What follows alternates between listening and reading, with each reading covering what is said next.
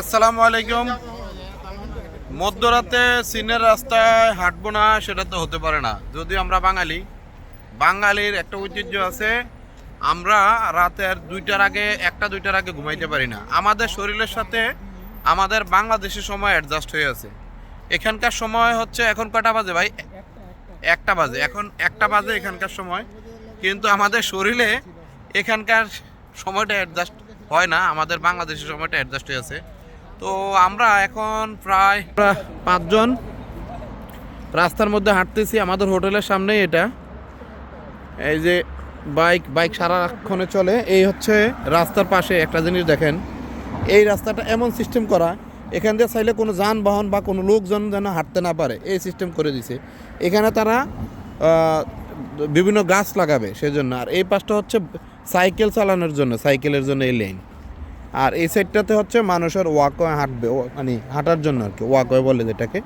আর এই হচ্ছে অবস্থা, এই যে দেখেন সাইকেলের সিম্বল দেওয়া আছে।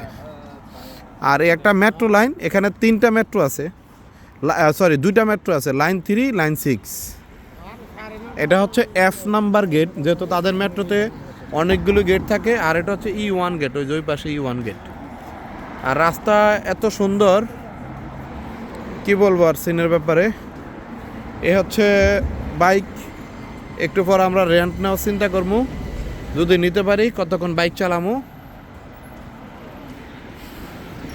তো রাতের বেলা ঘুম আসে না, সেজন্য আমরা একটু হাঁটাহাঁটি করি প্রতিদিনই। যেহেতু 2 দিন পরে চলে যাব এখান থেকে গুয়াংজুতে গিয়ে ডিসেম্বরের 2 তারিখে রাতে আছে আমাদের ফ্লাইট। তো ভাবলাম একটু হাঁটাহাঁটি করি, তো আমরাও দেখি আর আপনারাও আমার চোখে দেখতে থাকেন, সেজন্য এই ভিডিওটা ধারণ করলাম।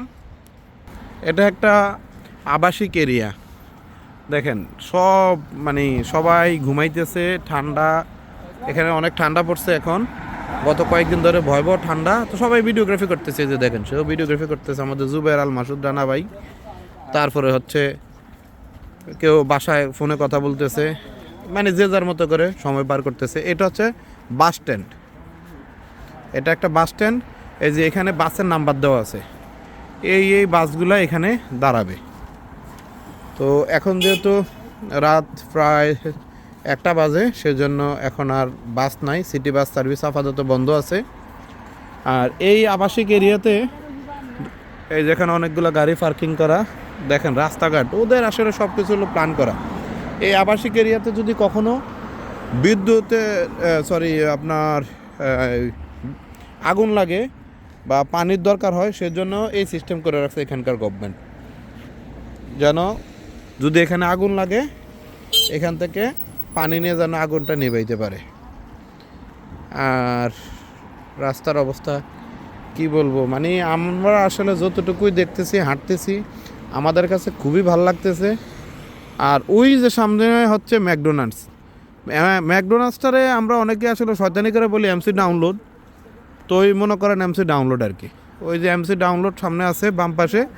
চায়নাতে সব জায়গায় আপনারা মোটামুটি ম্যাকডোনাল্ডস, KFC আর হচ্ছে 7-Eleven এগুলো অ্যাভেলেবেল। আমাদের এই পিছনেই হোটেলের সামনে, এই যে এখান থেকে দেখা যাচ্ছে, এই যে আমি আপনাদেরকে দেখাই, এই যে 7-Eleven, এখানে 7-Eleven আছে।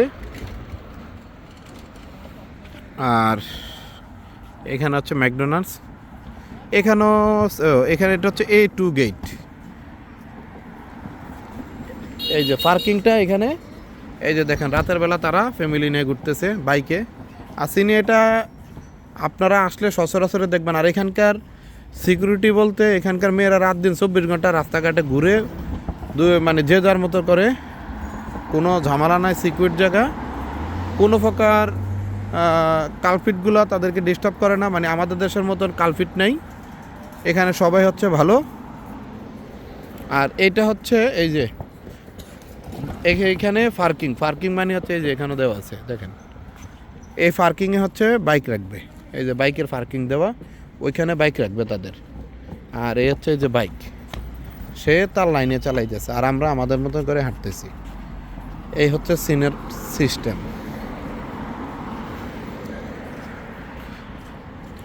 আর আমার ভিডিওগুলো আসলে আপনারা যারা দেখেন, তো আপনাদের কাছে আমার একটা মানে আমার জাস্ট আমার এটা অভিমত যে আপনারা যারা চায়নাতে আসছেন আলহামদুলিল্লাহ আসছেন, চায়না দেখে গেছেন। আর যারা আসতে পারেন নাই, চেষ্টা করবেন অন্তত জীবনে একবার হলেও চায়নাতে আসার জন্য, মানে জাস্ট দেখার জন্য, যে দেখলাম যে একটা দেশ কত উন্নত হতে পারে, কতটা সুন্দর হতে পারে, কতটুকু ডেভেলপ হতে পারে একটা দেশ। আর আমরা এই যেখান দিয়ে হাঁটতেছি এইটা নিচে আপনি মাটি খুঁজে পাবেন না, এর নিচে হচ্ছে মেট্রো লাইন। আমাদের দেশে যেখানে একটা মেট্রো লাইন করতে গিয়ে আমাদের অর্থনীতি নড়বড়ে অবস্থা, আর এখানে প্রায় 22টা মেট্রো লাইন আছে এই শহরের মধ্যে। হচ্ছে A1 গেট। আর এই যে এইরকম বাইক রাখা আছে। এখানে চোর বলতে কিছু নাই, কারণ এই দেশে চুরির কোনো সিস্টেম নাই। এই দেশে যে চুরি করবে, কেউ একজন চুরি করলে, ধরেন বাবা চুরি করলে তার সন্তানরা এটার জন্য খেসারত দিতে হবে। বাপ তো দিবেই, সন্তানরাও দিবে। সন্তান চুরি করলে বাবারও খেসারত দিতে হবে বাবা মায়ের।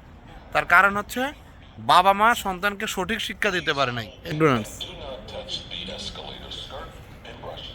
এই দেশের আইন হচ্ছে খুব কড়া, যার জন্য এখানে কোনো করাপশন হয় না, সেই জন্য এখানে থেকে অনেক শান্তি। এই যে দেখেন মহিলা এত রাইতে বাইক চালাইতেছে এখান দিয়ে, মানে যে যার মতো করে। এখানে আসলে কেউ কাউকে ডিস্টার্ব করে না, আর ডিস্টার্ব করলে অনেক বড় ফাইন। তারপরে আরেকটা জিনিস হচ্ছে এখানে কেউ মারামারি করে না, কারণ মারামারি করলে যে আগে মারবে তার জরিমানাটা এত মোটা অঙ্কের, সে একবার যদি জীবনে সেটা জরিমানা দেয়, দ্বিতীয়বার সে কোনোদিনও কারো গায়ে হাত তুলবে না। তো ওদের দেশে আইন আছে, আইনের একটা সঠিক প্রয়োগও আছে, সেজন্য ওদের দেশে এই ধরনের সমস্যাগুলো আর হয় না। তা আমাদের দেশে আইন আছে, আইনের কোনো প্রয়োগ নাই। আসলে আইনটা হচ্ছে আমাদের দেশে হলো শক্তের বক্ত নরমের জম, আমাদের দেশে হচ্ছে ওই রকম। এখানে আইন আইন, আপনি যে হন আইন সবার জন্য সমান। এখানে আইনে কোনো ছাড় নেই, আপনার যেই নিয়ম আপনাকে নিয়ম মেনে চলতে হবে। আর আমাদের দেশে তো হচ্ছে, আর যাক আমাদের দেশ নিয়ে না বলাটাই ভালো। আমি যেহেতু চীনে আছি, চীন নিয়ে বলতেছি, চীনেরটাই বলি। আমরা এখানে, আমি রেগুলারই মোটামুটি আসি, 2-1 মাস পর এখানে আসি। আসলে আমার চায়না নিজের বিজনেস পারপাস, আর এমনি তো ভালো লাগে চায়নাতে, কারণ এখানে রাস্তাঘাটে চলাফেরা বা আপনি কোটি টাকা নিয়ে রাস্তা চললেও আপনাকে কেউ ডিস্টার্ব করবে না। আপনার রাস্তায় টাকা পড়ে গেছে, আপনার কাছে টাকাটা চলে যাবে, কারণ এখানে সব জায়গায় সিসি ক্যামেরা আছে। নিকটস্থ থানায় কেউ না কেউ টাকাটা জমা দিবে আর আপনার কাছে পৌঁছে দিবে। আমাদের সাথেই এই ধরনের একটা ঘটনা ঘটছে। ফুসানে আমাদের মোবাইল রেখে আসছিলাম ট্যাক্সিতে, 4 ঘন্টা পরে ফোনটা আমাদেরকে ডেলিভারি দিয়েছে, প্রায় 120 কিলোমিটার দূরে এসে পুলিশ। তো এই ধরনের মোটামুটি এইগুলো আমরা অনেকেই দেখি যারা চায়নাতে আসি। ওদের আন্তরিকতা, আসলে ওরা আন্তরিকতা দেখায় 2-3টা কারণে। প্রথম কারণ হচ্ছে তারা হচ্ছে বিজনেস মাইন্ডের, তারা বিজনেস ছাড়া, তাদের অবশ্যই বিজনেস আছে, সেই জন্য বিজনেস হয় বলে তারা সারা পৃথিবীর লোকের সাথে যথেষ্ট আন্তরিক। আর আপনার চায়নাতে এসে আপনি কাউকে শুনবেন না কেউ বলবে যে চাইনিজ লোক চিটার বাটপার বা কোনোভাবে চিট করছে, এই ধরনের কারো কাছে শুনবেন না। ওরা যথেষ্ট আন্তরিক, ওরা সর্বোচ্চ চেষ্টা করে মানুষকে হেল্প করার জন্য। এটা একটা হসপিটাল, এটা একটা হসপিটাল বাচ্চাদের। তো এখানে আপনার যেটা বলতেছিলাম সেটা হচ্ছে এখানকার মানুষ অনেক হেল্পফুল। আপনি আমরা বাংলাদেশি, ইন্ডিয়ান, এই আমাদের 2 দেশের কথাই বলি। যেমন আমাদের মাথায় হচ্ছে সমস্যা, আমাদের মাইন্ডও হচ্ছে ন্যারো মাইন্ডের, মাথায়ও থাকে ডিস্টার্ব। আমরা আরেকজনের হেল্প করার কথা চিন্তাই করি না, মাথায় চিন্তা করার আগে ভাবি কেমনে আমাদের স্বার্থ উদ্ধার হবে। আর আমাদের তো অনেক ধরনের সমস্যা, আর এখানকার মানুষ কিন্তু এগুলো ভাবে না। একজন লোক বিপদে পড়ছে, তাকে হেল্প করতে হবে। তো রাস্তায় হাঁটতেছি, ভাল লাগতেছে। এই রাস্তার পরিবেশ দেখে আমার কেন, আপনাদেরও ভাল লাগবে। যে কেউ আসলে তারে ভাল লাগবে। আসলে চায়নাতে আমার খুব ভাল লাগে, সেজন্য আমি রেগুলারই আসি আর টুকটাক ভিডিও বানাই। আপনারা যাদের ভাল লাগে তারা আমার ভিডিও দেখেন। তো যারা আমার ভিডিও দেখেন, যাদের অ্যাবিলিটি আছে, আপনারা চেষ্টা করবেন একবার হলো চায়নাতে আসার জন্য। কারণ চায়নাতে আসলে আসলে শিখার অনেক কিছু আছে। এখানে আসলে আপনি মানে এই যে আমরা এই রাস্তা হাঁটতেছি এত রাতে, এটার থেকে আমি শিক্ষা নিলাম কি যে এখানকার মানুষ কত কী পরিমাণ সিকিউর, কোন স্বাচ্ছন্দ্য বোধ করে। আপনি যেভাবে ইচ্ছে সেভাবে রাস্তাতে চলতে পারেন, আপনাকে কেউ কোনো ডিস্টার্ব করবে না। তো এই জিনিসটা আমি এখানে এসে শিখলাম। বা এখানকার মানুষ বা এখানকার আইন, এখানকার নিয়মকানুন এগুলো যে আছে, তো এগুলো নিয়ে। তো হাঁটতে হাঁটতে মোটামুটি আমার হোটেলের কাছাকাছি চলে আসছি। এই যে বাম দিকে গেলে হচ্ছে আমাদের হোটেল। এই যে দেখেন এত রাত এখনও লাইনগুলো, সিগন্যালগুলো রাস্তার এই পাশ থেকেও পাশে যাবে, ট্রাফিক সিগন্যালগুলো জ্বলতেছে। তো এখানে সবাই নিয়ম মানে, আমরাও যখন বিদেশে চলে আসি আমরাও নিয়মটা মানার চেষ্টা করি। তো যাই হোক, আজকে ভিডিওটা অনেক বড় হয়ে গেছে। চায়না নিয়ে অনেক কথাবার্তা বললাম, সাথে নিজের দেশের উপরও একটু ক্ষোভ জ্বাললাম। কারণ আমাদের দেশেও রাজনীতিবিদরা যদি চাইতো আমাদের দেশটারও আরও অনেক ভালো কিছু করতে পারতো। আমাদের দেশে হলো আসলে রাজনীতিবিদরা চুরি করার ধান্দায় থাকে আর চোর ডাকাত দেশ চালায়। সমস্যা হচ্ছে এটা। ইনশাল্লাহ আমাদের দেশেও কখনো না কখনো ভালো কেউ আসবে, আর চোর ডাকাইতে দেশ চালাইব না, ভালো লোকে দেশ চালাইব। তখন আমাদের দেশটাও ইনশাল্লাহ এরকম হবে না, এটা তো প্রশ্নই আসে না।